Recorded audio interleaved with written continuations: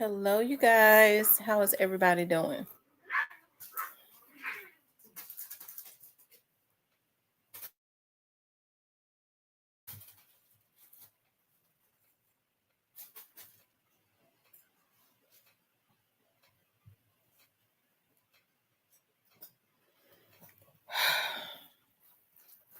How is everyone doing? I'm gonna wait and let you all start getting the notifications.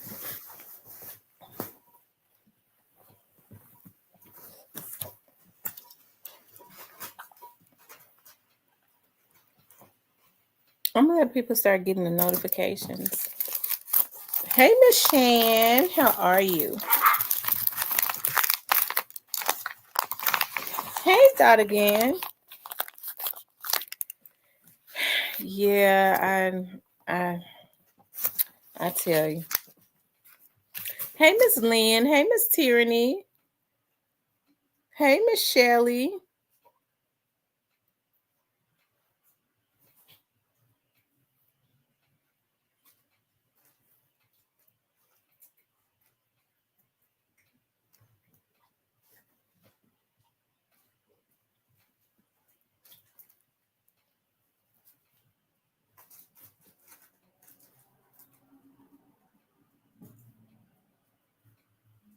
Hey, Demetric.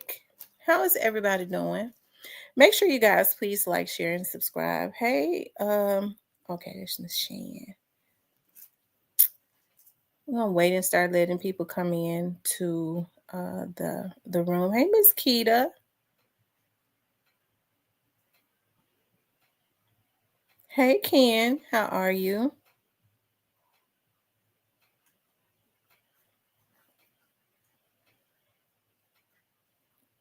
Hey, Black Money. You doing okay?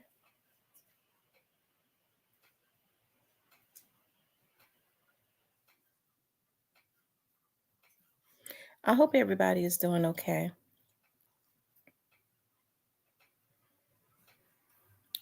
It's been like a rainy day all day. Um, I tell you, I'm doing very well. Thanks for asking.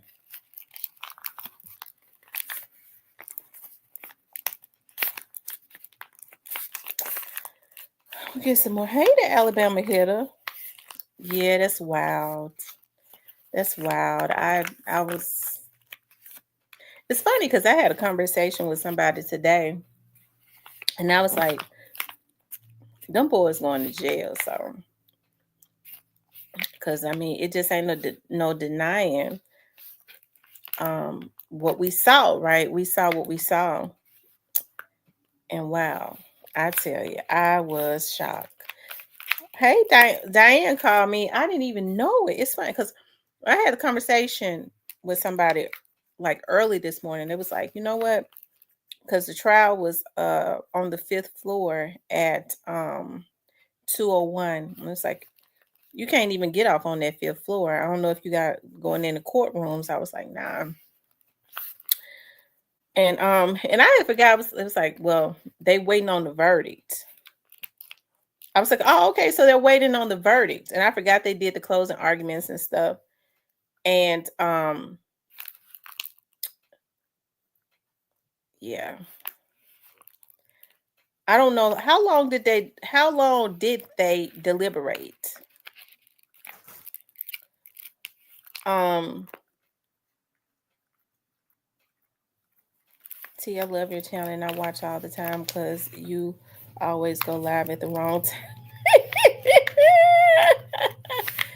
He said I always go live at the wrong time. 8.5 hours, that's all. A day and a half. Yeah. So I didn't see. So I guess they're still up there on the fifth floor. The verdict was they found them. Okay, so you guys, I'm in shock too. So Diane called me and she's like, "Did you see that?" I was like, "What?" She's like, "They found them not guilty of all charges." I couldn't even put I'm like, huh? I could not believe it. I could not believe it. But I do believe, y'all correct me if I'm wrong. I do believe that they're not off of the hook yet, right? They gotta they're facing federal charges also, right? So if somebody correct me if I'm wrong, I think they're facing federal charges. Let me see.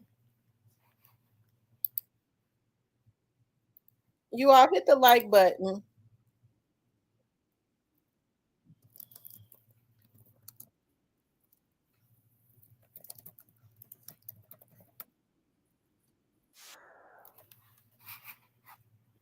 Hold on. Okay, yeah. So they still have federal charges. Hold on for a second, you guys. I was just like I'm still in shock. We're gonna have to pray for Tyree Nichols' mother and family.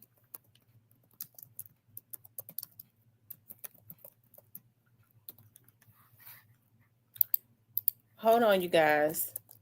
Please like, share, and subscribe, okay? Um,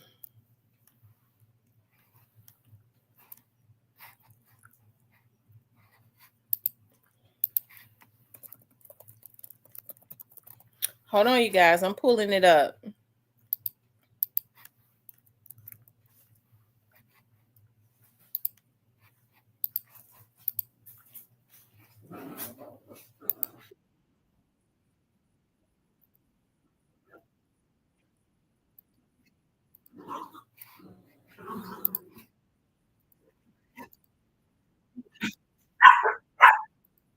Sent the bailiff to the back room to retrieve the jury. They will come in, and the judge will instruct the foreman to read the counts, and we will know from there. As a matter of fact, I do believe that as you see everybody standing, that the jury should be walking into the courtroom now. And I'm of not course, playing. 3 former Memphis police officers are facing a total of 21 counts in this murder trial. The murder of Tyree Nichols back in January of 2023. We're talking about former officers Tadarius Bean, Demetrius Haley, and Justin Smith Jr.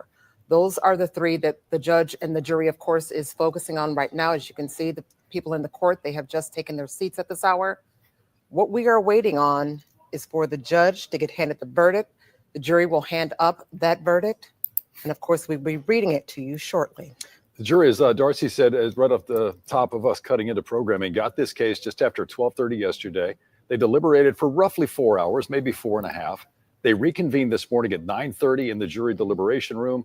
And again, we had word that they finished up today about 1 o'clock. So just close to 9 hours of deliberations. Let's go ahead and go back now to Judge James Goins' courtroom down at 201 Poplar. Demetrius Haley and Justin Smith, if counsel would like to stand with their clients.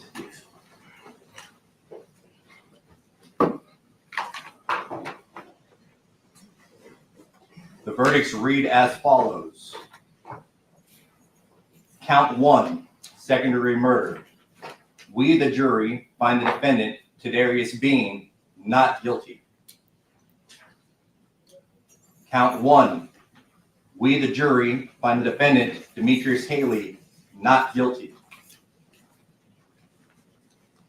Count 1. We, the jury, find the defendant, Justice Smith, not guilty. Count 2. Aggravated assault, acting in concert. We, the jury, find the defendant, Tadarius Bean, not guilty. Count 2. We, the jury, find the defendant, Demetrius Haley, not guilty. Count 2. We, the jury, find the defendant, Justin Smith, not guilty. Count 3. Aggravated kidnapping with bodily injury. We, the jury, find the defendant, Tadarius Bean, not guilty. Count 3. We, the jury, find the defendant, Demetrius Haley, not guilty. Count 3. We, the jury, find the defendant, Justin Smith, not guilty. Count 4. Aggravated kidnapping with a deadly weapon. We, the jury, find the defendant, Tydarius Bean, not guilty. Count 4. We, the jury, find the defendant, Demetrius Haley, not guilty. Count 4. We, the jury, find the defendant, Justin Smith, not guilty. Count 5. Official misconduct, unauthorized exercise of official authority. We, the jury, find the defendant, Tydarius Bean, not guilty. Count 5. We, the jury, find the defendant, Demetrius Haley, not guilty. Count 5. We, the jury, find the defendant, Justin Smith, not guilty. Count 6. Official misconduct, refraining from performing a duty. We, the jury, find the defendant, Tydarius Bean, not guilty.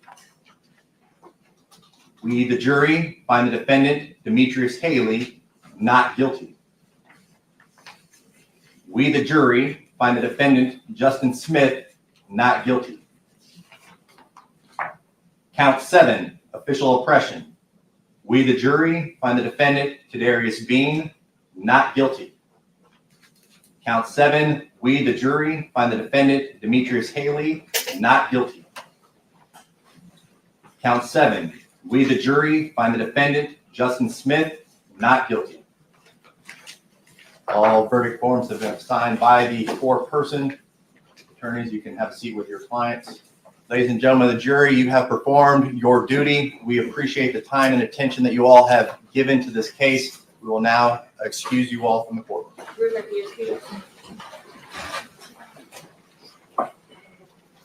Well, you just heard it. All 7 charges against all 3 defendants in this case, not guilty. All of them. Bean, Haley, and Smith all walk out of the courtroom with not guilty charges on all 7 charges. Now, let me just say this. You know, I'm hearing that the jury was all white. Now, I gotta fault the prosecution, because why in the world would they ever allow for a jury to be all white? Okay, because you have most people that cannot identify with Black people at all. Okay, and no matter what happens, they're gonna stick with law enforcement, good or bad. I stick with law enforcement when they're right. I don't stick with law enforcement when they're wrong, right? But you have those that stick with them when they're right and wrong, and regardless to what happens as it relates to a Black person, especially a Black man who they look at as a predator. Okay, they're gonna find them not guilty, which is, I mean, I don't, it's sad. Hold on. Charges against second-degree murder, aggravated assault, attempted aggravated kidnapping with bodily injury, aggravated kidnapping with a deadly weapon, official misconduct, 2 counts of official misconduct, in fact, and official repression. Again, Tydarius Bean, Demetrius Haley, and Justin Smith, all not guilty. We're going to continue listening in to the judge right now. You can go ahead and adjourn. All rise. Brooke County Judge, 9 o'clock tomorrow morning.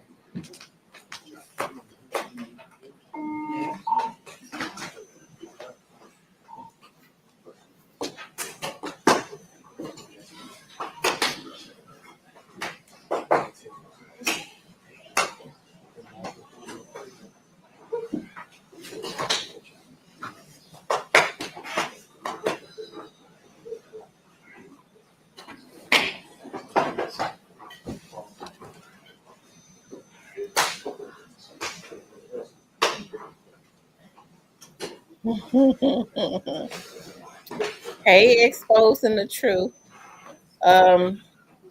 Big Eagle Dude said the prosecution and defense did not want to have a straight up Memphis jury, so they went and got the cleanest bunch of people from Hamilton County, which is Chattanooga. Why they go way up there way up there in the back in the mountains to I mean,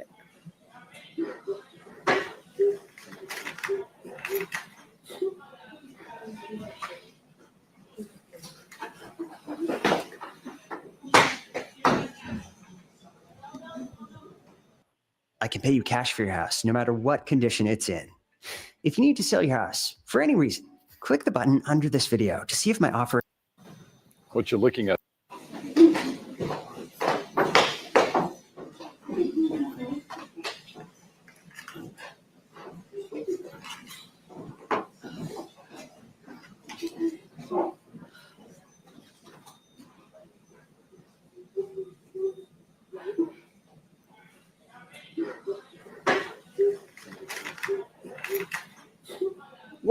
what he crying for? He didn't give a damn about Tyree when he was crying.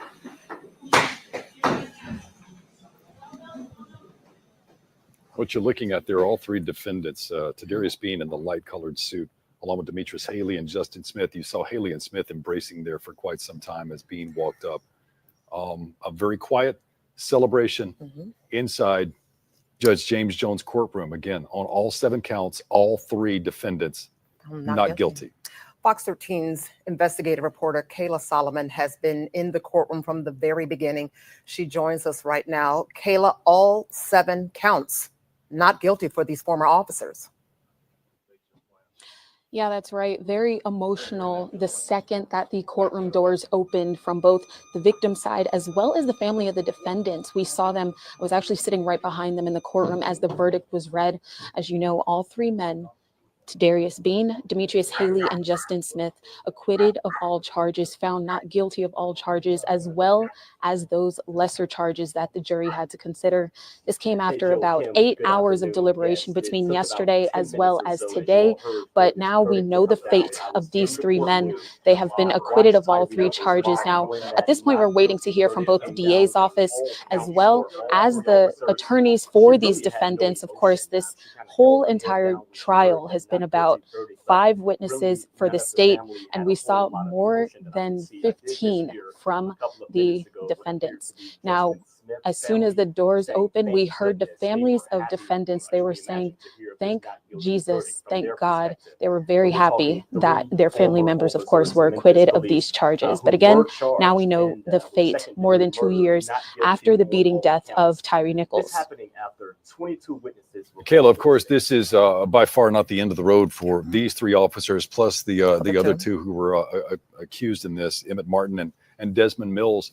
They're all waiting a sentencing from the federal trial that happened last year. So they're going to be now we do know each of them were found also guilty of at least 1 charge at the federal level, and we know that the sentencing will happen for that. They were waiting to see what the outcome of this trial would be before that sentencing would happen. And of course, the one that is up in the air still at the state level is Emmett Martin. Now, he is the one, his name came up multiple times in this trial. He testified in the federal trial, took a deal at the federal level, but at this point, it's not clear what his state plea may look like. We know that he was offered one, but he has not officially accepted one at this time. So it still looks like he will have a separate trial at this point. Clearly, Kayla, everyone is extremely emotional about what has just happened. Again, all 3 officers are acquitted of all of their charges. We also know that Tyree Nichols' family has been in this courtroom from the very beginning as well. Can you tell us about their thoughts, feelings, emotions as they exited the courtroom today? Yeah, of course, heading into today, we were told that they were happy with the job that the state did, that the prosecutors did in this case. Now, we just heard from prosecutor Paul Hagerman that they are planning to speak to us momentarily. So, of course, we'll have that in a second for you. But we heard from the family. They said they were happy with how the state presented themselves. We know Rovon Wells herself was one of the witnesses called up by the state, the very first witness that they called up to the stand. But As soon as the verdict was read, we did see his sister got up as she was trying to leave the courtroom, immediately just overcome with emotions. Now, of course, they couldn't show that emotion within the courtroom or while the verdict was being read because there were very strict instructions handed down by Judge Jones. But we know at this point that they are overwhelmed with emotion, just waiting to hear from them at this point. I have to say, I think a lot of people, Kayla, may be a little taken aback. There was an overriding sentiment that while Wow. Y'all know how emotional I am. I was thinking about, I was leaving court. It had to have been at the end of last week. And I just happened to be leaving out and on the outside of 201 Poplar. And I saw a lady walking real fast. Like it was her and a tall guy, dark skinned guy, and a young lady. And the young lady was like, you're not gonna get on the elevator. When she got over to the garage, and she was like, no. And she was like, but we're up on the top floor. She was like, I'm gonna walk. I kept looking, I was like, dog, that lady looks familiar. And it was Tyree Nichols' mother. And that lady was that's why I did that video last week saying, pray for Tyree's mother. That lady was so bothered and so stressed out that she didn't even want to wait to ride the elevator. She took the stairs, because they had, thrown daggers at her, talked about her son, all but said that he deserved, whatever they did. And I get emotional because I know I get on here and I be talking a lot of shit. And Lord knows that there are people, there are young and old people that's out there that do some heinous things, and they need to be dealt with, but it's very troublesome to me when you see somebody like Tyree Nichols who did not deserve what they did to him. It was really like it was like an overkill. They basically they beat him to death. I think that's a heinous way to kill somebody, to just like beat them to death. They had the authority, if he had did something, to just arrest him and take him to jail, but to just beat somebody who's begging, that's scared, that's just trying to get home, to use your authority to do something like that is really just to me. That's why I never really vlogged on the case, because I went through the academy, okay, and I think for the most part, a lot of people, the majority of the people that go through the academy, they go through the academy because they truly have a heart to serve the community. And then you have those that get on the force, that's fortunate enough to get on. And then what they do is they misuse their badge, right? They get on for the wrong reasons. They think their job is to make people's life a living hell.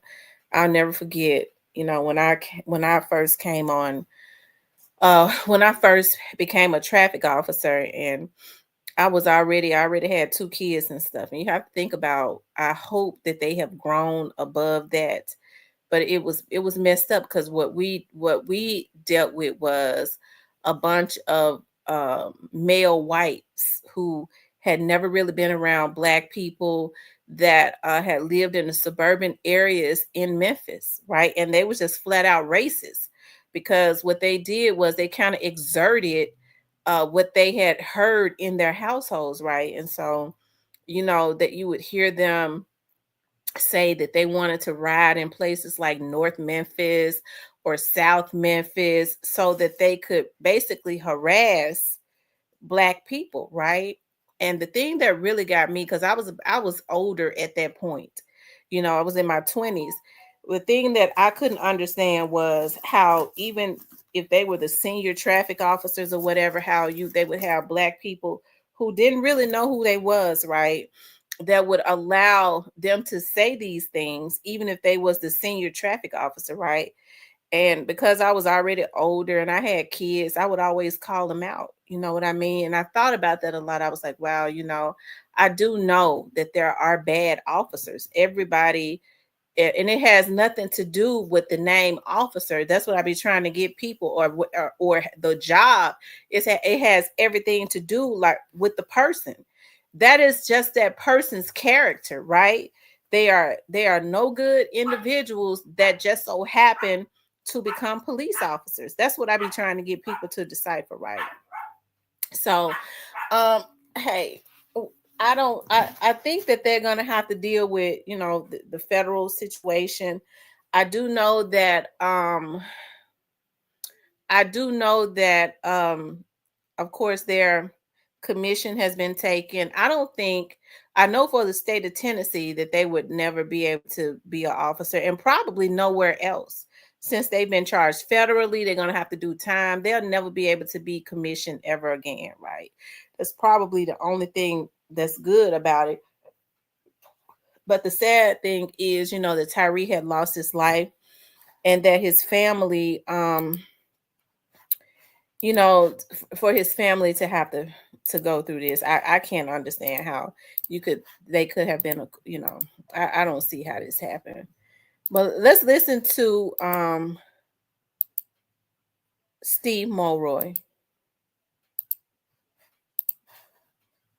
This is a case that has implications not just for Memphis, but really all across the beat for the prosecution. We're going to take you outside to the courthouse right now, where we expect to hear the DA talking, perhaps explaining what he thinks happened, what he thinks went wrong from his standpoint as to why the jury came back with this verdict. All right, let's go ahead and take a look here. This is Steve Mulroy. He's hopefully going to be talking, stepping up to our cameras and our microphones here momentarily, although we see him walking away. In the meantime, if you would, let's also talk about the enormous impact that this has had on the Memphis Police Department as well, because keep in mind, when this first started, we were talking about Police Chief C.J. Davis. Then she was demoted to Interim Chief Davis. The Scorpion unit, that was completely dismantled in this as well. And those 5 police officers possibly could have been going to prison and could still go to prison from the federal standpoint. Decision, let's take a listen to what the DA said. Disagree with it. We, in good faith, brought this case, and I am convinced to this day that we had compelling evidence that showed that there was proof for every element of every one of the offenses that we charged. The jury took a different view. That is, of course, their right. That's the part of the decision. I want to start out by commending the trial team, Mr. Hagerman, Ms. Johnson, Ms. Headley, who did an excellent job. I wouldn't have done anything different. I thought they brought a compelling case to bear. I also want to commend the family of Tyree Nichols, who showed extraordinary grace and resilience through an incredible ordeal, an unimaginable ordeal. It's hard for me to understand, as I'm sure it's hard for the public to understand, or many in the public anyway, who watched that video, who heard the testimony, who heard the compelling arguments of trial counsel. It's hard for us to imagine how someone could say that none of the defendants were guilty of any of the charges. I personally think any fair-minded person who watches the video would come to the conclusion that everybody there had some responsibility for Tyree Nichols' death. But as I said, the jury took a different view. What I do know is this: Tyree Nichols is dead and deserves to be alive. And that is a tragedy.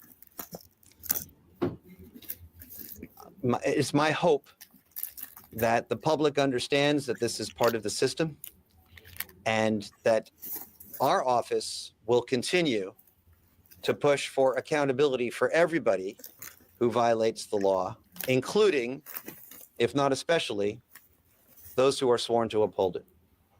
What do you think what just didn't connect? What do you think it was? Was it the training? Was it the character witnesses? What do you think it was? It's so hard to figure that out. It could be any number of a million things. And I am disinclined to try to say, oh, we should have done this differently or we should have done that differently, because I think the trial team did an excellent job. Obviously you had a situation where, arguably 2 of the more culpable defendants were not present. you know, then that allowed the remaining defendants to point the finger at others. I personally think that when you take a look at all of the evidence, that shouldn't matter. Perhaps the jury took a different view. It's just impossible to say. I know it's very early, but is this a case that you all are looking to retry? I think it is too early for us to say that. I don't know what the grounds would be for that. You know, we do have to accept the finality of a jury verdict in most cases. Any thoughts about the jury being from Chattanooga and an all-white jury? You know, obviously, people have mentioned that as an issue. I'm not going to speculate about that.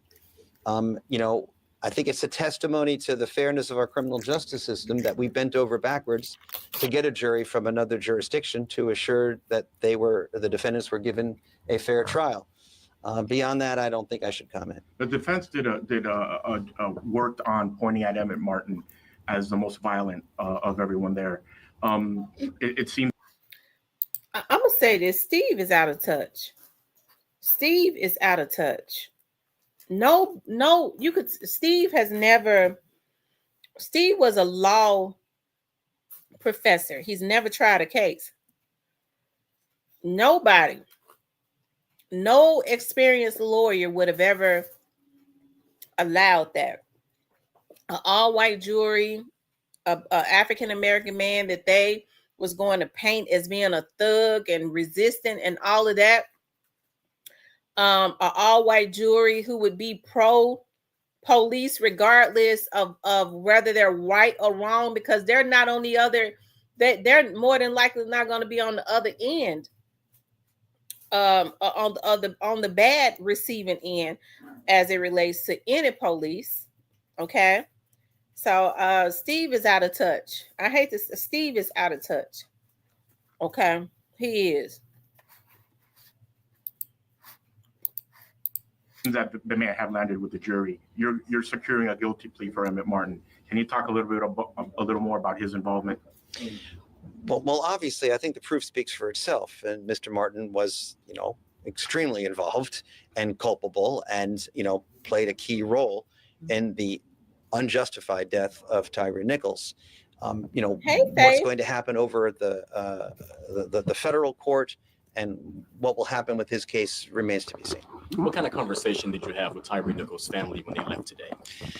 We spoke to them briefly. Obviously, they were devastated. I think you could imagine that they would be devastated. I think they were outraged, and I think we can understand why they'd be outraged by this result, given the evidence. They quite understandably decided that they needed to go home and process all this, and we're going to give them that respect and respect their privacy. What sort of message does this give to specifically the Memphis Police Department, who just got done with this pattern and practice investigation and really doesn't have to grapple with the consequences of that either? Right. So it's important to note that, you know, there have been guilty verdicts over on the federal side. I'm not going to speculate about what will happen over on the federal side, but it's not like there have been no consequences whatsoever from the tragic killing of Tyree Nichols. I personally think that if we're going to make any sense of this tragedy, if we're going to have any silver lining from this dark cloud of both the event itself and, in my view, today's verdict, it has to be that we need to reaffirm our commitment to police reform and to doing what we need to do to make sure that tragedies like this don't happen again. And I remain committed to that. I'm sure the city of Memphis remains committed to that, and we're not giving up on that. Are you surprised that they didn't? Because they could have gone for lesser charges than second-degree murder. What, 9 different charges they could have gotten, and they didn't even have to go to those. Did that surprise you? Was I surprised that there wasn't a single guilty verdict on any of the counts or any of the lesser included offenses, given the overwhelming evidence that I think that we presented? Yes, I was surprised. Do I have an explanation for it? No. How much did the state rely on the videos from that night, the Skycop video, the body cam videos? How much did you all rely on that as far as this trial goes? Well, I mean, you saw the evidence. You saw the trial as well as I. I think it speaks for itself. Certainly the videos were a big part of the state's case, as they understandably would be. But I don't think the trial team relied entirely on the videos. I think they brought to bear witness testimony very effective cross-examination of the defense witnesses, and some compelling opening and closing arguments. And I think when you add it all together, I think the state did a hell of a job. I'm not Monday morning quarterbacking about any of the decisions the trial team made. I think they did an excellent job. They're a credit to our office.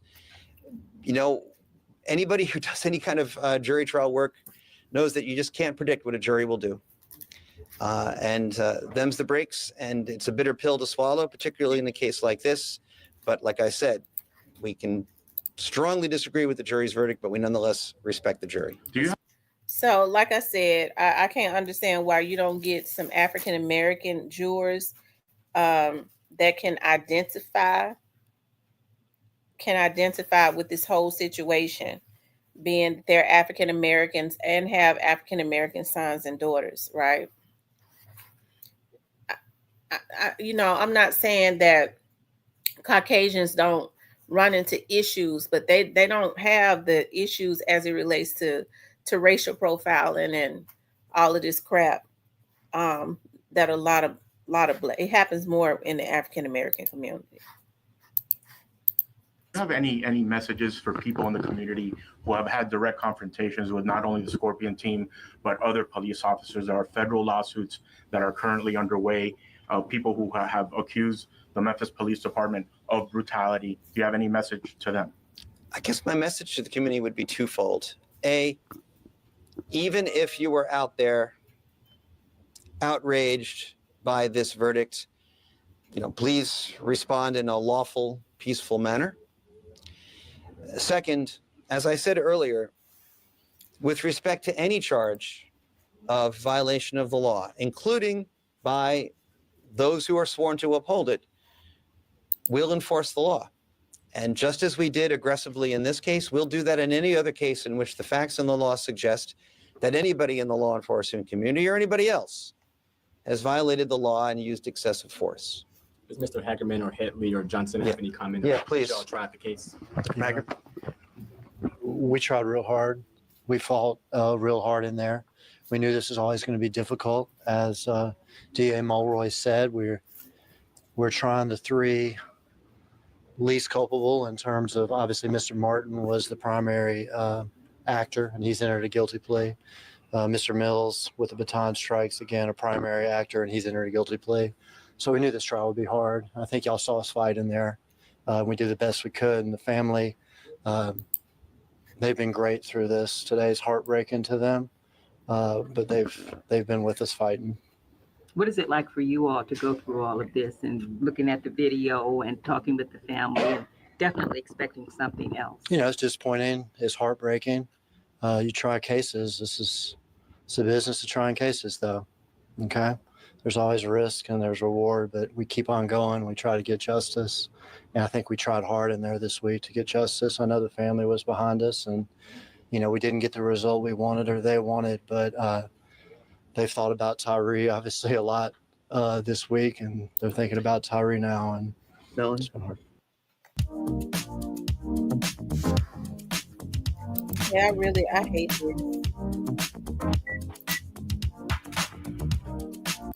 Anisha, anything? Was there any bit of evidence that was presented over the last week and a half, or any argument made by the defense that felt particularly salient to you guys that you kind of were like, this kind of sucks to deal with and try and move around? I don't think we can at this point sort of, like I said, Monday morning quarterback or think retroactively about this or that. This blow was particularly powerful. That one was particularly powerful. I think structurally, as Mr. Hagman has already mentioned, the two defendants who were most culpable weren't present in the courtroom. All right. That doesn't mean that the remaining three defendants weren't culpable. You heard our arguments in there about criminal responsibility, people being responsible for the acts of another, the duty to intervene, the duty to take affirmative steps at what was clearly, a person being beaten to death. That was a structural part of the trial that was a challenge for the trial team. Other than that, I think it's hard to identify any one thing, and it's hard to get inside the mind of the jury. Well, this verdict, is this going to affect Emmett Martin's plea deal at all, or any sentence he may receive when he does plead guilty? That's up to the federal court. You know, we really can't speculate on What that. about on the state level? Well, I think we're not really prepared to talk about that just yet, because what we're doing is we're waiting to see what happens over with the federal sentencing. And once we see what happens with the federal sentencing, we'll have a better idea of what we want to do with that case. And my last question about the jury, because obviously the jury made the decision, but those who don't understand the process, I know you all want an unbiased jury, but why Chattanooga? Where did that come from as far as that jurisdiction? Everybody know? Yeah. Yeah, there was a motion filed defense to change venue, and there was a study done of the amount of publicity in the various large cities in Tennessee, and it was found that Chattanooga had the lowest amount of pretrial publicity with regard to this case, and so that's why it was chosen. All right. Thank you all very much. So there you hear All right. District Attorney Steve Mulroy saying. Oh, wow.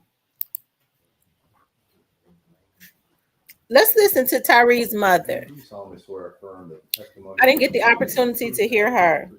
Nichols. Yes. Tell the jury, are you married? Yes. Who is your husband? Rodney Wells. And how long have you and Mr. Rodney been married? It'll be 13 years in November. You mentioned Tyree was your son. Do you have other children? Yes. Can you tell the jury about your other children, their names? Kiana Dixon is my oldest daughter. Michael Contreras is my oldest son. Lindsay Dupree is my middle son, and Tyree is my baby. Miss Wells, are you a native Memphian? No, Can you tell the jury when you moved to Memphis? I moved to Memphis in 2008, March of 2008. And I want to draw your attention back to the time of January 2023. At that time, where were you living in Memphis?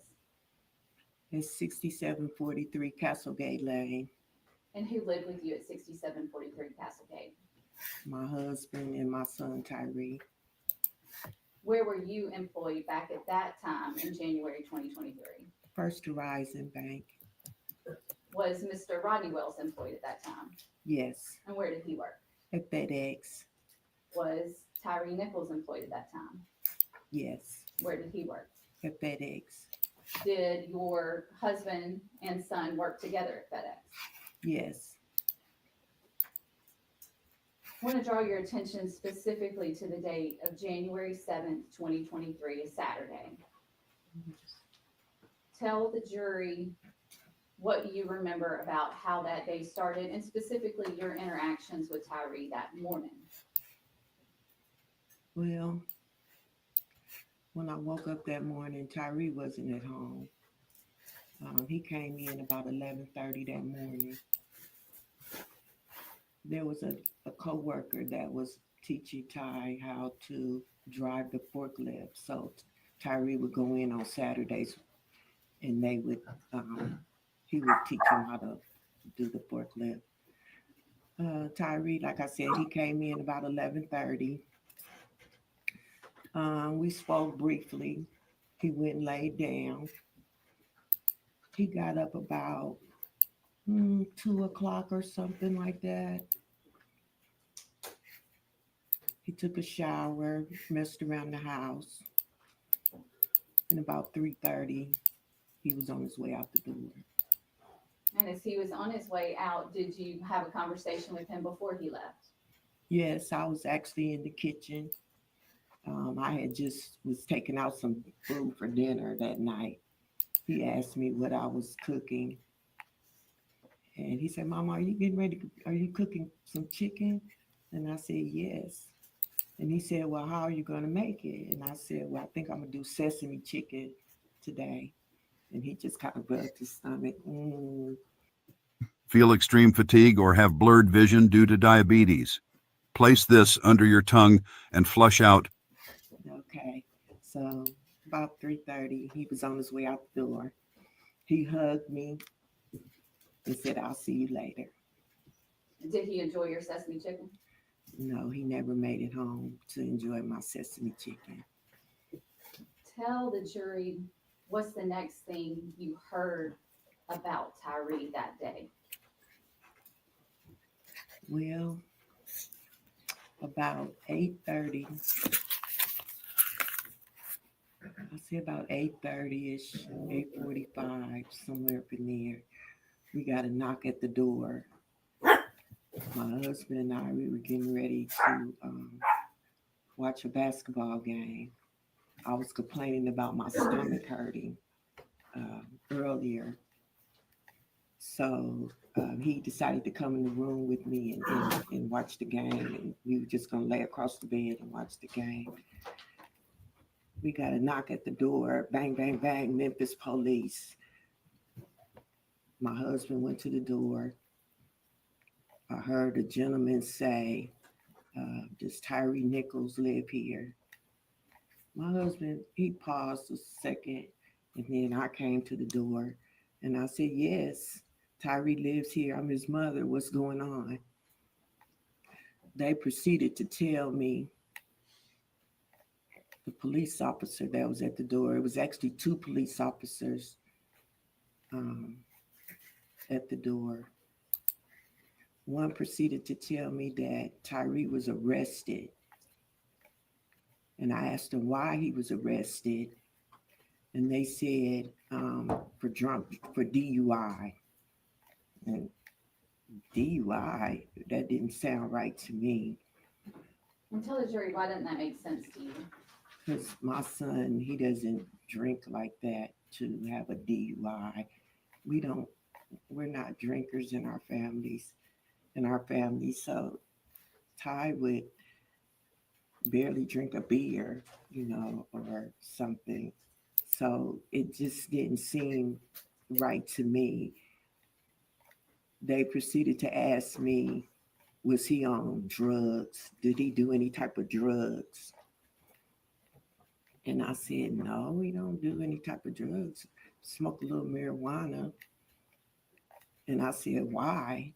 They said because he had all this wild strength and all this strength and everything, and they had to end up pepper spraying him and tasing him.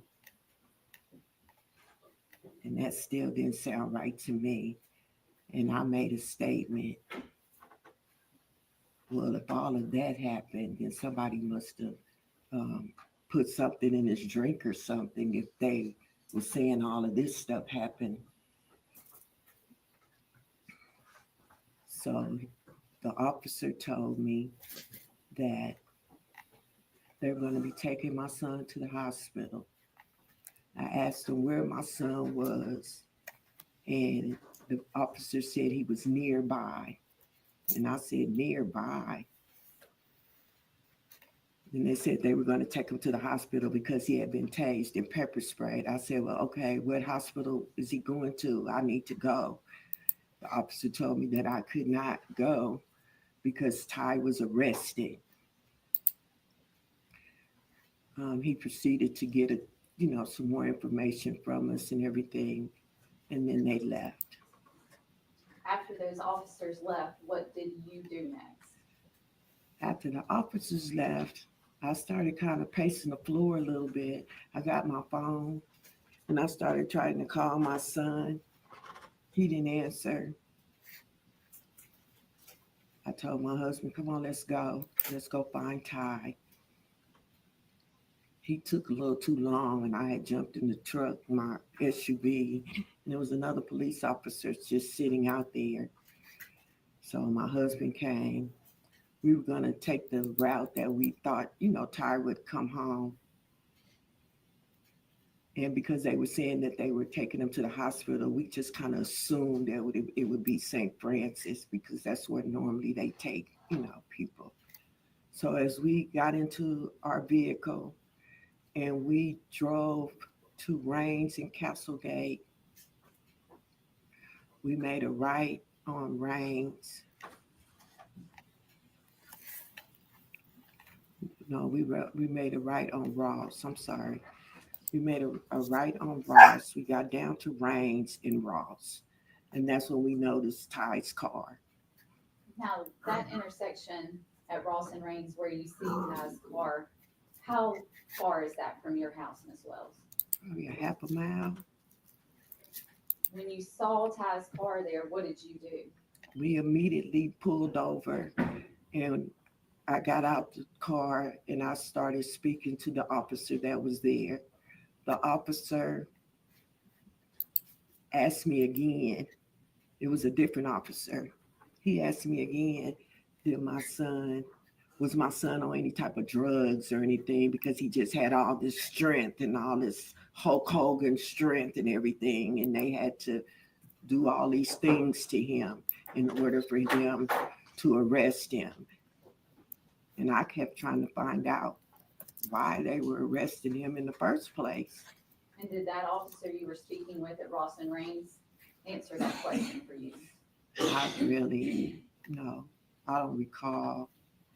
He just said my son was pulled over for DUI and he ran from the police. I think that's what he said. I can't remember if he said. Did you come into contact with any other officers at that scene or just one? There was another officer there. They were gathering up the tape. He spoke to me, the officer did, and he handed me his card. After that, we left and went back to the house. At that point, what is your plan? Are you waiting to hear more, or what were you doing during that time? Well, when I got back home, I called my daughter, because I was actually on the phone with my daughter prior to the police coming to the door. And I called to let her know, Ty's been arrested. And she said, what? And after I explained to her what was told to me, we were both kind of baffled about it. And I said, well, there's nothing I can do tonight. I don't even know where he is. I'll just figure it out tomorrow and I'll let you guys know what's going on. What is the next thing you heard about or from Ty? About 4:00 in the morning, I received a phone call from a doctor from St. Francis Hospital. The doctor asked me if I knew if my son was in the hospital. I said yes. I heard he got arrested and he was tased and pepper sprayed. The doctor said, no, ma'am, your son is sick. And I said, what do you mean he's sick? I checked to what the doctor said, other than some of the premise behind it. She can't go into where the diagnostics are. Your Honor, may we approach?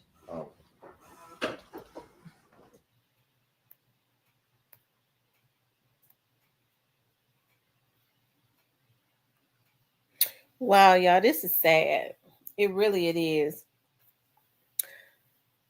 Seeing what they did to Tyree and listening to his mom, I don't understand how. I don't understand.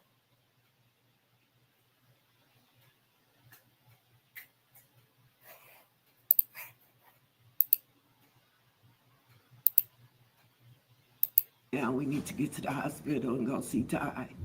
And is that what you did? Yes. Who went to the hospital with you at that time? My cousin Tony, she came over to meet us, and my husband and I. The number one trick for an aging neck. Dr. Lakey, right? Plastic surgeon to the stars? Guilty. Okay, what hospital was Ty at? At St. Francis Hospital. And tell the jury That's what the worst happened hospital to when take you anybody. walked into St. Francis. As we were walking into St. Francis, there was another officer walking in. We were kind of going in the same direction. So I asked, you're working late tonight, huh? He said, yes. He said, I'm here to sit with a prisoner.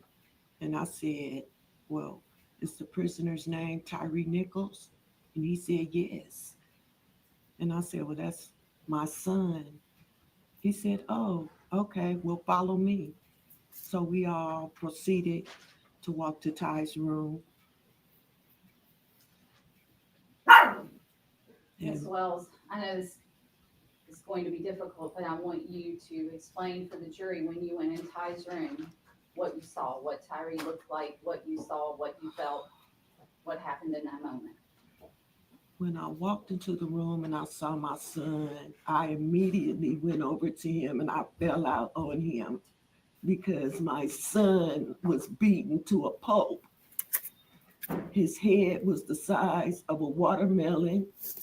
His nose was broken. His neck was split open from the swelling. He was bruised from head to toe.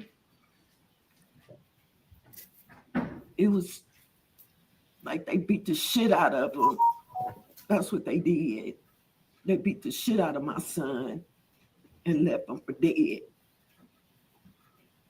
That's what they did. And Ms. Wells, were there other officers in that hospital room when you walked in? The doctor was there. There were some other officers in there. Once I saw my son and I basically passed out on him, I just laid on him and just started crying. And I just burst out and said, what the fuck is going on here? This does not look like no pepper spray and no tasing. And a police officer took my husband and I out the room. My cousin stayed there and took us into another room. I want to say it was a sergeant or captain, I can't remember. We spoke briefly. And then next thing you know, all of Shelby County police and everybody was out the room. They said TBI had taken over the case. And all the police officers that were there were gone. And so it was just the TBI, the nurses, the doctor, and my husband and my cousin. We were in the room with my son. When you saw your son, was he ever responsive to you that night? No. Tyree was not responsive. He was on a breathing machine, and the machine was keeping him alive. And did you know from the minute you walked in that room that night that your son was gone? Yes. You couldn't. There's no way my son would have survived from that. He was already deceased, basically.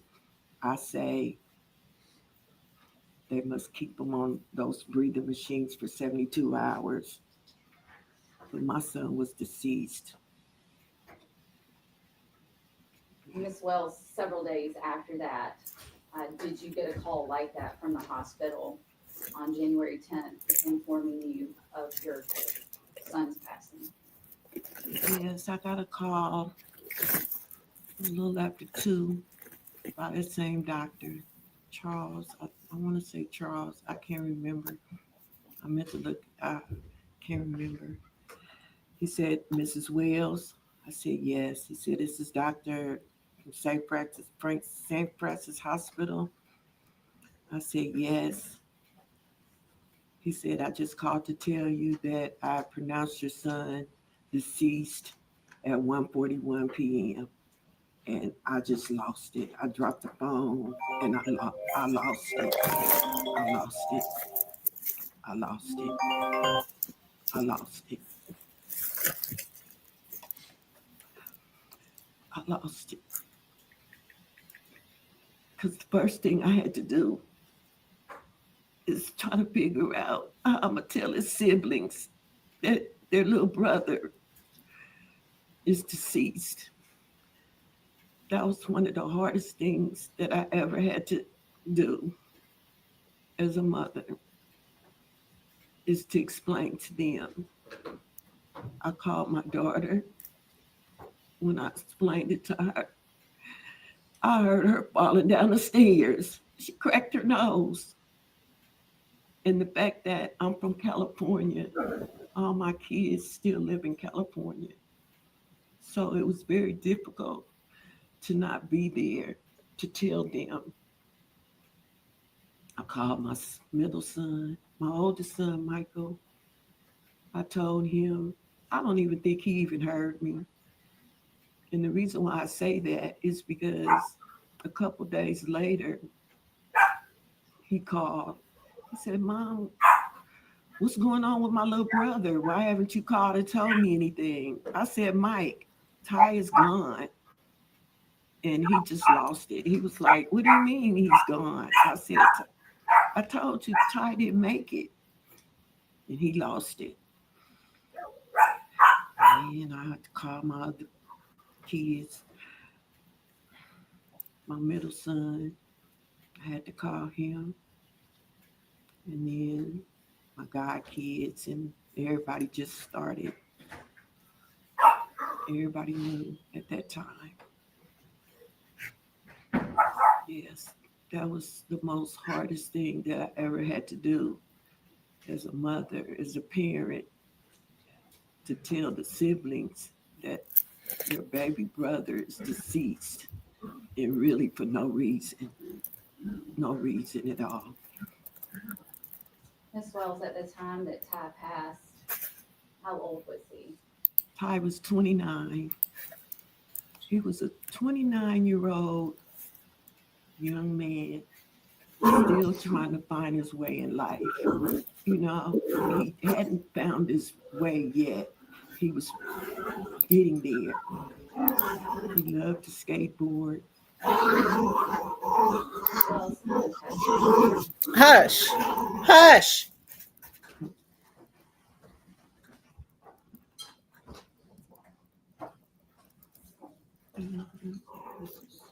Can you tell the jury what you see in that photograph? My happy Tyree. And is that what Tyree looked like that day he left your house on the afternoon of January 7th, 2023? Yes. He didn't have on his suit, but yes. Your Honor, I would ask this be marked as Exhibit 2. All right, we will just go ahead and first enter the stipulation on the record for Exhibit 1, and then we will show the picture of Tyree Nichols as Exhibit 2.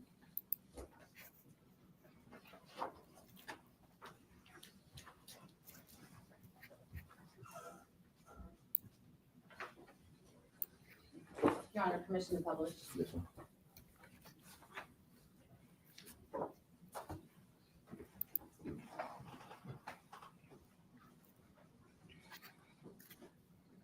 Ms. Wells, looking up at the TV screen here in the courtroom, is that the photograph of Tyree? Yes.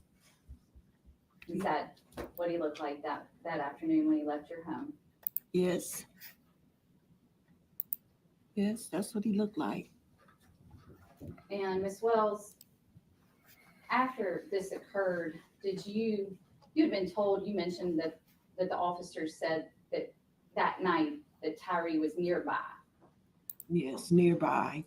Did you later find out that the events in this case happened at Castlegate and Bear Creek? It was later on.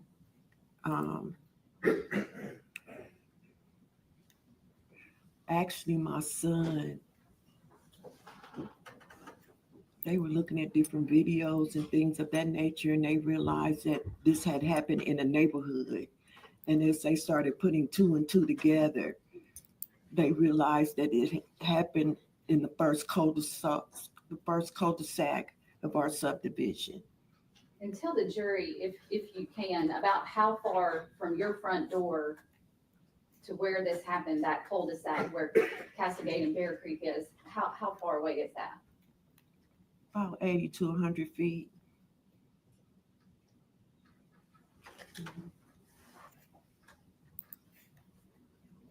Ms. Wells, I'm going to pass you another photograph.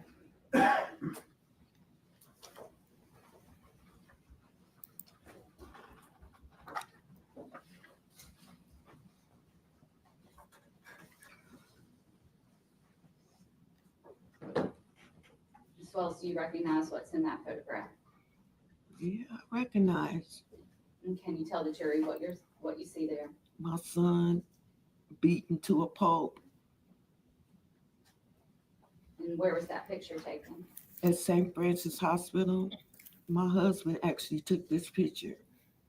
And is that what he looked like when you first saw him? Yes. As we were walking in, and I saw him, and as I was walking over towards him, my husband took this picture. Your Honor, I ask this be marked as Exhibit 3. Any objection? We'll show the photo of Mr. Nichols in the hospital as Exhibit 3. I wanted to see, because I had not seen her testimony. And with her testimony and with what the prosecution presented, myself, I'm surprised that a jury could find them not guilty of all charges. I mean, we saw what happened. It was clear what happened. We got the opportunity to see it play out. Okay. I'm surprised, Hey, rest in peace to Tyree. My heart goes out to his family. But those officers, I mean, they was acquitted on the state charges, but they are waiting to be sentenced on federal charges. So they was already, I guess, convicted. They're waiting to be sentenced. They said that the feds was waiting for to see what the outcome of this case would be. So, hey, to me, I can't understand. I can't, but God knows. Yeah. I'm sure that they're going to file another lawsuit, because the lawsuit that they had initially filed, I think it was for what, $100 million or 500 million, and they threw it out because they said that it was too excessive. Who are they to tell them how much they can file? I mean, to me, that's not enough, considering what they did to Tyree, pain and suffering he went through and his family had to go through. 500 million, yeah, they kicked it back out. So I guess they're in the process of trying to file another. That's not even how that's supposed to work. I mean, you can file a lawsuit for however much you want to, and then it doesn't say that you're gonna get that, but I don't, just the way that this is being handled is weird to me. It is. It's weird. If it was 500 million the first time, you better believe it's going to be at least $1 billion or $2 billion this time. If they kicked it out, if they threw it out for being 500 million, are they going to say that they're going to kick it out and say that $1 billion is too excessive? So, hey, my heart goes out to Tyree Nichols' family, for sure. For sure, my heart goes out to his family.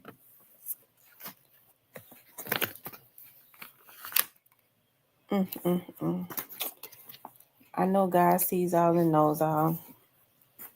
That's my grandmother used to say, God sees all and knows all.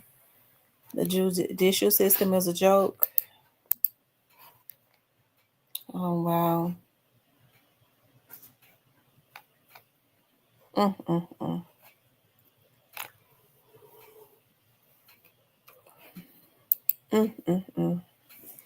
I don't know what to say. I don't really know what to say. I just don't know what to say. I tell you.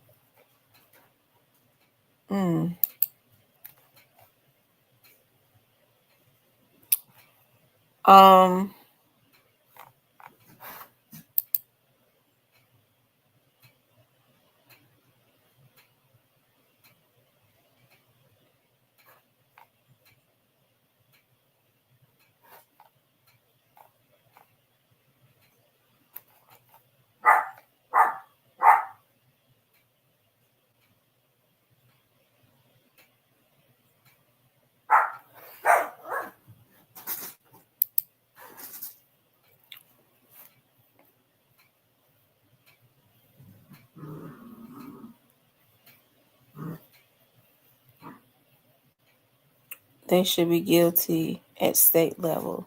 Yeah. Yeah, I tell you.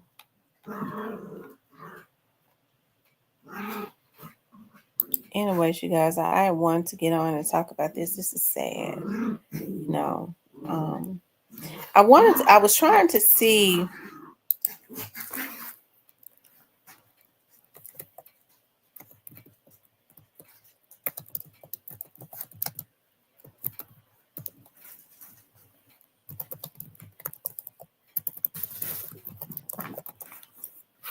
because I know Ben Crump and them was down there. I believe last week. Let's see.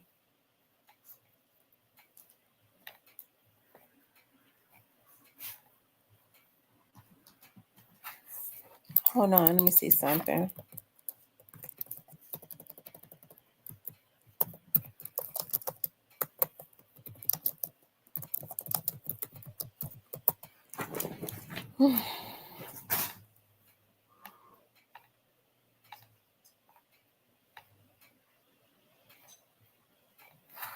Okay.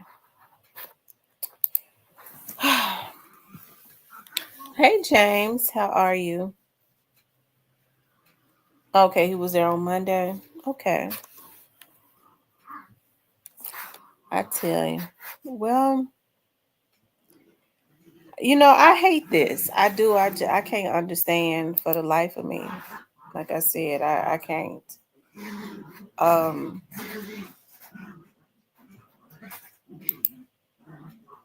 I can't. I honestly I can't. But I do. I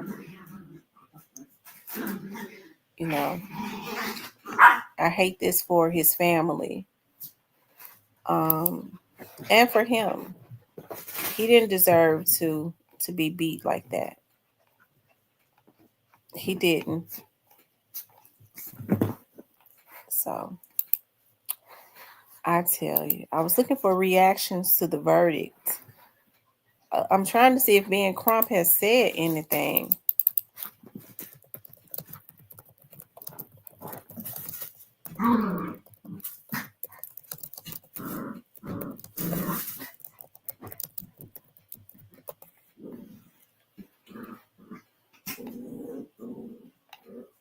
They haven't said anything yet.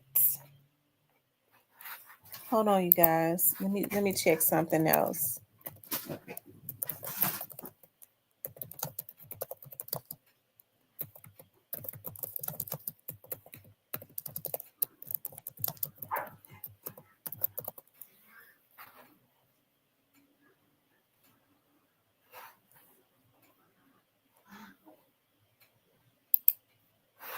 No,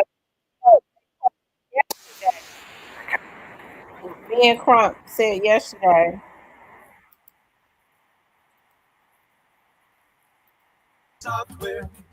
Another day of closing arguments in the murder trial of Demetrius Haley. Defense attorney, but there are still resumed. Greg, the final two defense arguments and the defense attorney for Tyree being laid out why his client should not be convicted. He got out of the car and he grabbed a guy that he thought had done something wrong. Now, he's done it all these other times and it wasn't a problem. But on this particular night, because of how he looks afterwards, after this man had 56 times that they asked him for his hands and refused to do it because of that public outcry, or whatever it might be, he's got to sit here in front of you all. He has to have put his life in the balance and it's in your hands. The blood is on the city of Memphis' hands for the death of Tyree Nichols. And no matter how much the officers or the city try to absolve themselves of this ungodly acts, they can't wash the blood of him off their hand. You just think about it. Everybody think about the last minutes of Tyree Nichols' life. You would not wish that on your worst enemy. There should be accountability. And so just ask, the family continues just to ask. I think Ben Crump needs to get him some rest. Cause it seemed like to me Ben Crump he talking slow and stuff and like he's stressed out. You don't want him to have no stroke or nothing. He's just talking a little different.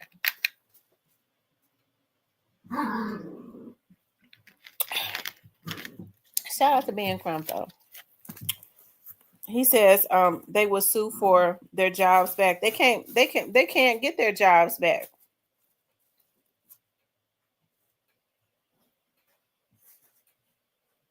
They violated policies. They violated all types of policies. Even the police director said that. So I'm trying to understand how this happened. The police, they was fired because of all of the policies that they violated. So how was those defense attorneys able to convince them that they did their jobs when the police director says that they violated policy? Yeah, he been on the road, and I could tell too. Ben Crump he tired. I could tell.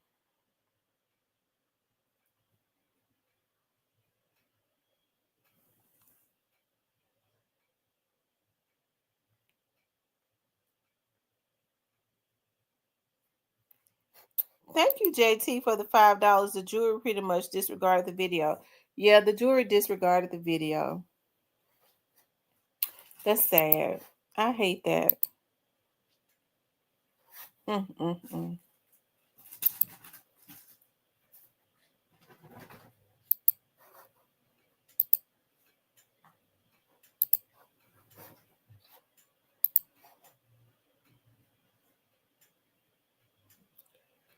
I don't know what happened to the others that pleaded guilty. I think they're waiting for. They pleaded guilty. They're gonna get some time. They're probably gonna get a whole lot of time while the other ones got off.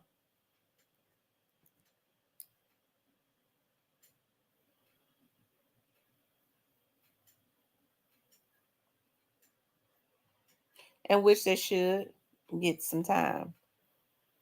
They're gonna get federal time too. The ones who were charged will never get their jobs back. However, the ones that were fired for not doing enough or being on the scene, they have a good opportunity to sue for the job. Yeah, they do. Yeah, you're right about those ones. Big Eagle dude. Trump sign, expect order. He wants immunity for police.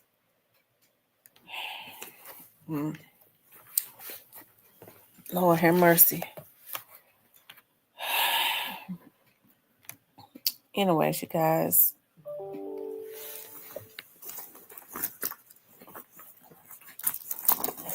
Hold on, let me see.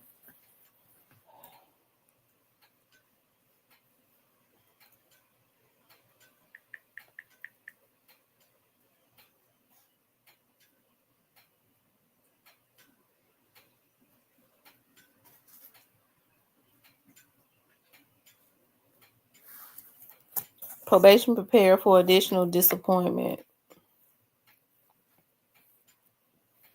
You guys, make sure you all hit the like button, okay? Make sure you guys please like, share, and subscribe. I really do appreciate everybody's support. Shout out to my moderators for always doing a great job in the chat.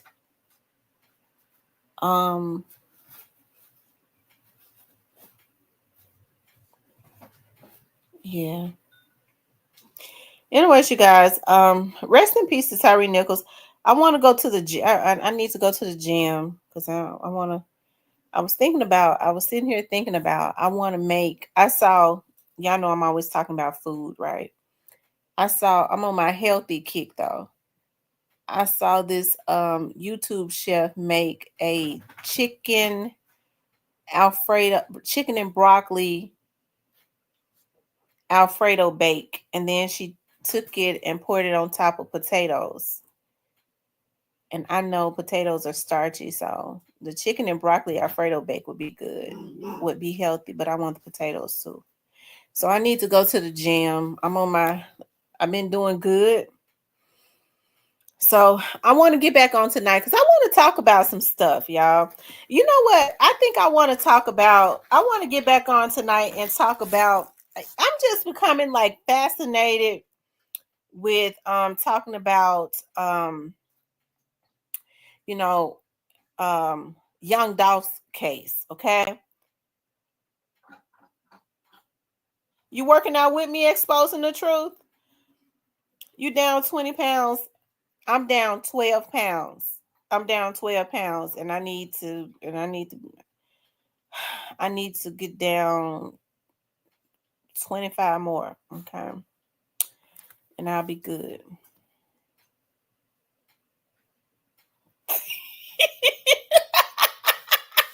I forgot Steven was in there.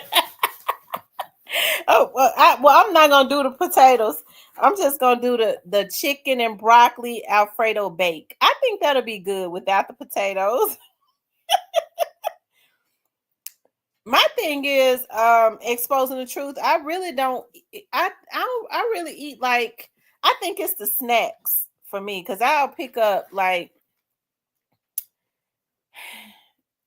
a piece of candy or something because I'll miss breakfast or something like. Because this morning I didn't even make me a smoothie. But I'm gonna make sure I make one in the morning.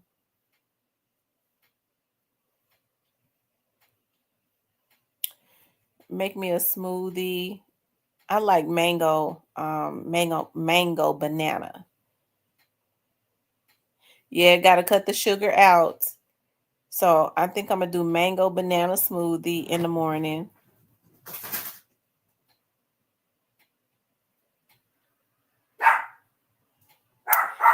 And I can do the chicken and broccoli Alfredo bake. That's what I'm gonna do. I'm going to put it in the oven and just make it an Alfredo chicken and broccoli Alfredo bake without the potatoes. But I'm still going to the gym. I be feeling good when I go to the gym. It gets those endorphins going. So I want to go. And then when you start seeing like all that swelling coming out of your neck and all of that, you become addicted to going. My phones and stuff charged up so I can be listening to my headsets. Because like I said, I got a goal. When I go to New Orleans in August, I want to be down 2 dress sizes. I eat at 5, then at 10, and it's on to the next day. So you eat at 5 in the morning? Because what I'm trying to do is, see, I really be trying not to eat. I really don't want to eat after 7, but I'm ready to go to the gym right now. And so when I come back, see, if I make my chicken and broccoli Alfredo bake, if I bake it, I'll be able to eat it tomorrow too. So it could be for dinner today and tomorrow. Anyway, y'all, I want to come back on tonight, you guys. Let's come back on and talk about I think it's fair to talk about the Young Dolph's case, right? Because we got 5 p.m. and then 10 p.m. Wow. That's late though. That's late. I thought they said you're not supposed to eat that late. After that, it's over for food. So you eat in the evenings. You fast all day and then eat in the evenings. And so then your body burns fat all day long and then you eat again at night. So are you doing intermittent fasting?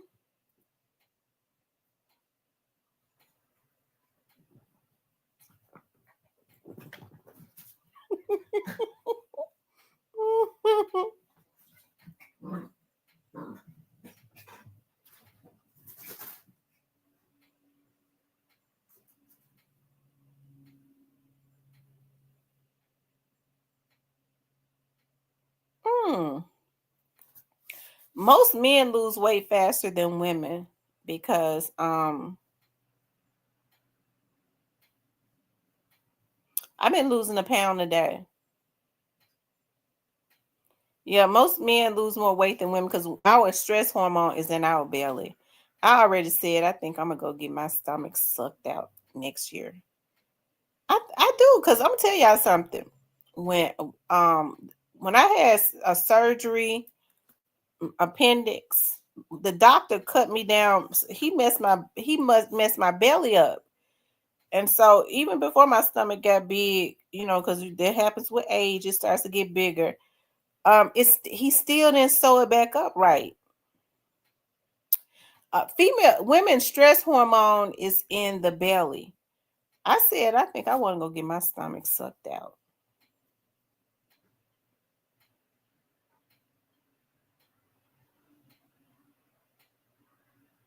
Are you a female exposing the truth? Because I said that a female stress hormone is in her belly. Okay, I was talking about women exposing the truth.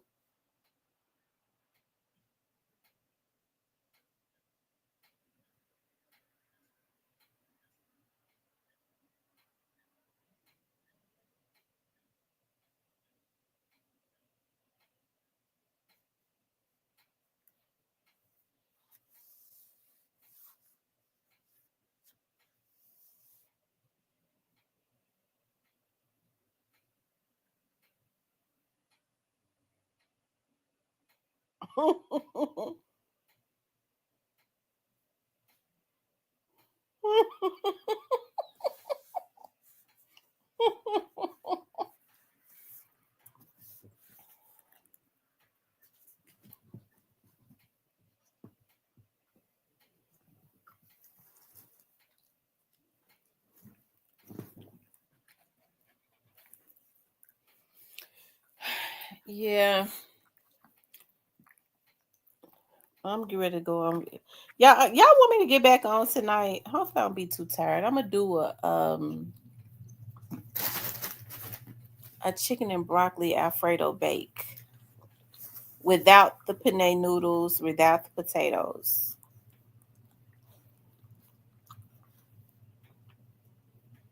Steven says, "I'll be happy when you tell on Gotti in public."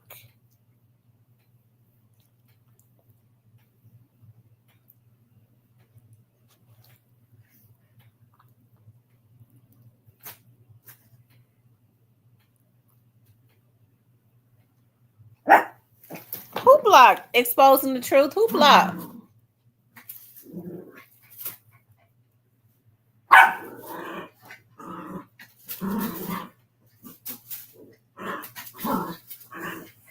Exposing the truth? Who blocked? Who you talking about?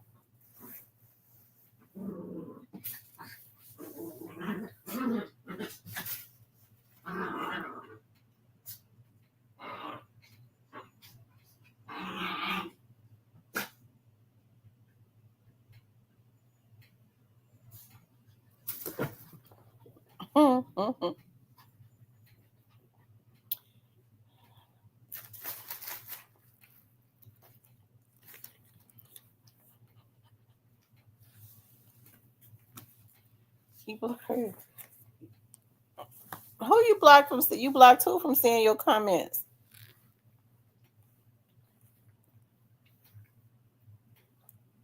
You talk about who? You talk about Steven? Who?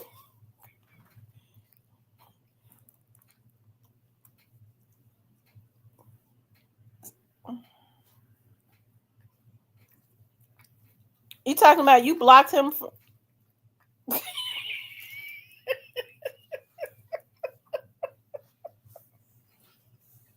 Oh, now I see what's going on. Steven saying exposing the truth is Govan. Oh, now I see what's going on.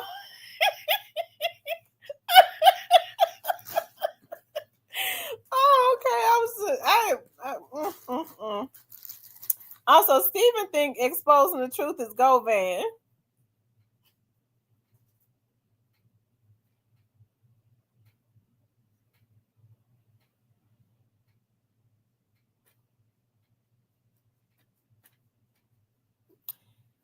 Can you see my? Yeah, he said he could see your messages.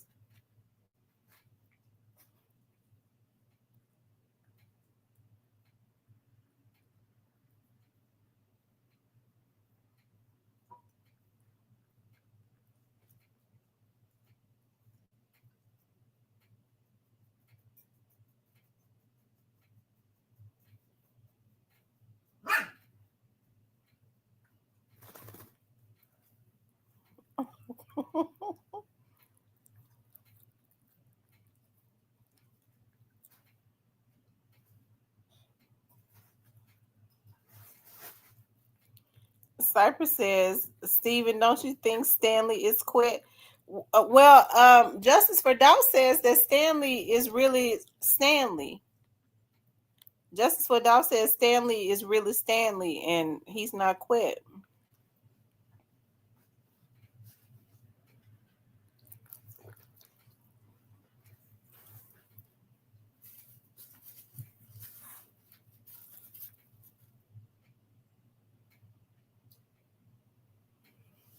Stanley cool though. I like Stanley.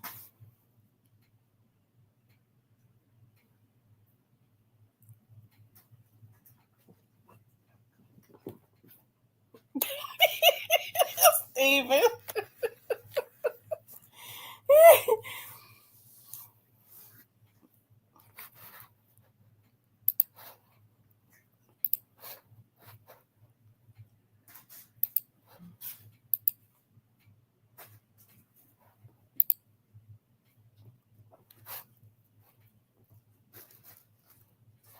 Hold on, y'all.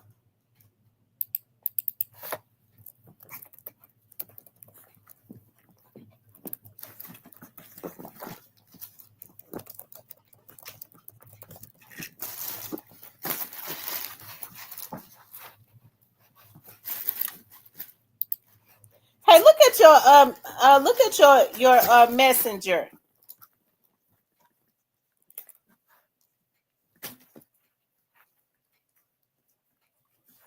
They said we don't know who Justice for Dolph is. No, because I heard somebody say God loves said Justice for Dolph is Go Man. Lord have mercy. I don't know about that now because Justice for Dolph be going in on Govan.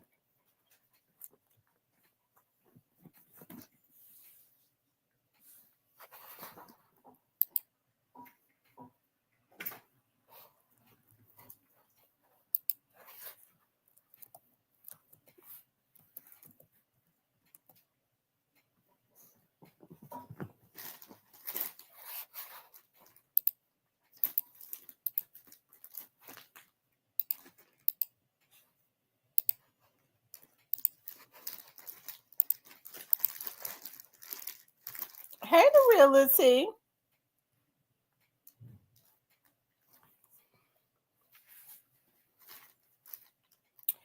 Justice for Doubt said he doing a whoever it is. I don't know if it's a he or a she. Said that they're doing some type of documentary.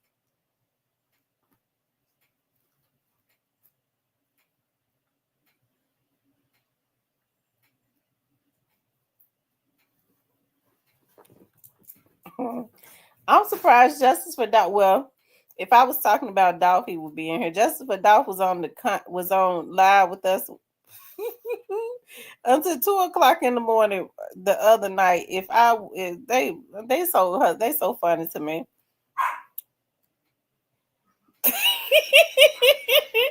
Cypress is crazy.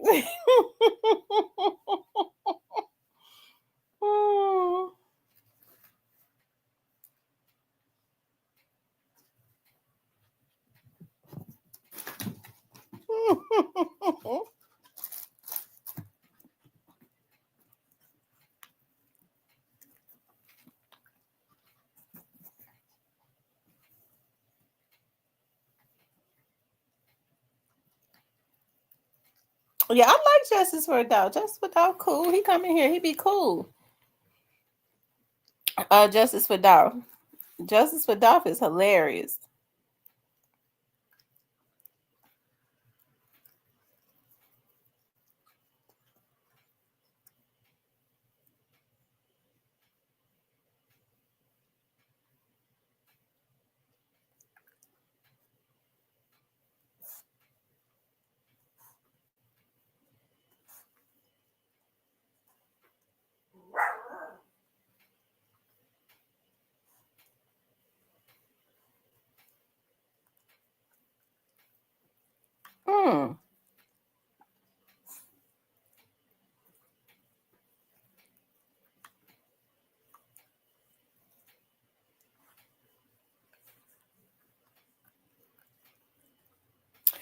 Anyways, y'all, I'm coming back on tonight.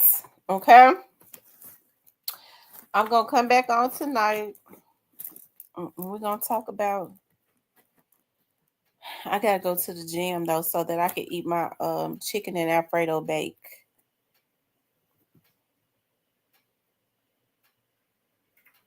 So I can sleep good tonight.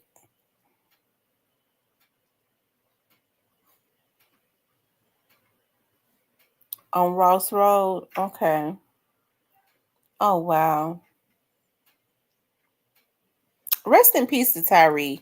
My heart goes out to Tyree's family. You know, like I said, this was really a travesty. It was a travesty of justice. So, I mean, it's really sad. It is. It's really sad. Anyways, you guys, I gotta go to the gym, you guys. I'm gonna come back on tonight, okay? And we're gonna talk about Black Youngster song Snakes.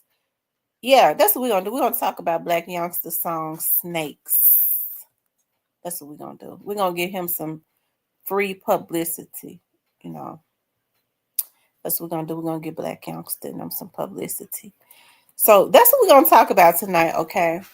I love you guys. We'll talk later.